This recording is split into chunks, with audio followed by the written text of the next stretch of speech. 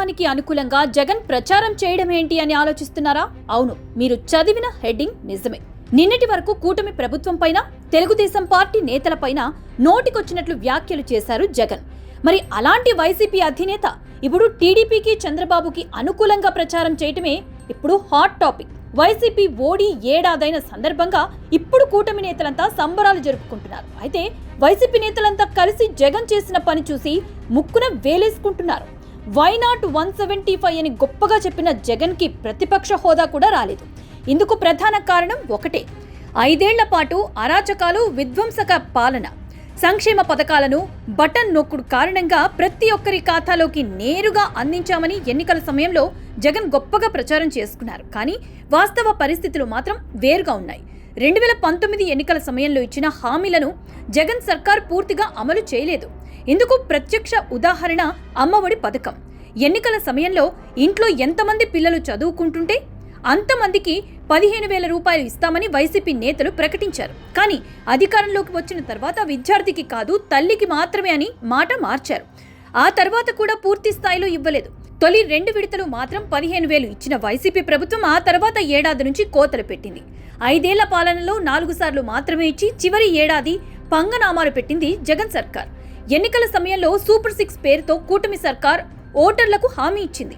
Pension పెంపు, ఏడాదికి ఉచితంగా 3 గ్యాస్ సిలిండర్లు, మెగా డిఎస్సి ప్రకటన, మహిళలకు ఉచితంగా ఆర్టీసీ బస్సులో ప్రయాణం, అన్నదాత సుఖీభవ, తల్లికి వందనం పేరుతో ప్రతి విద్యార్థికి 15,000 రూపాయలు వంటి హామీలు ఇచ్చారు చంద్రబాబు.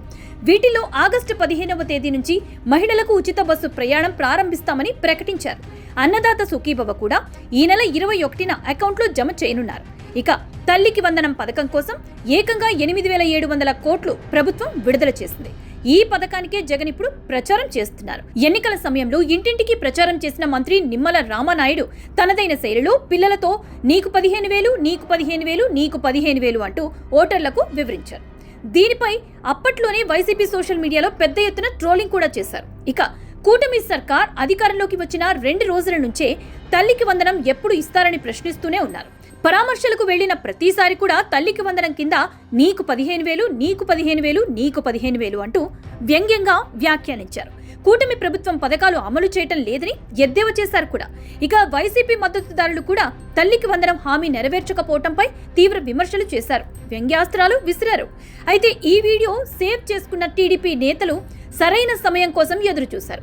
తల్లికి వందనం పథకం కోసం ప్రభుత్వం నిధులు విడుదల చేసిన వెంటనే జగన్ వీడియోని సోషల్ మీడియాలో వైరల్ చేస్తున్నారు.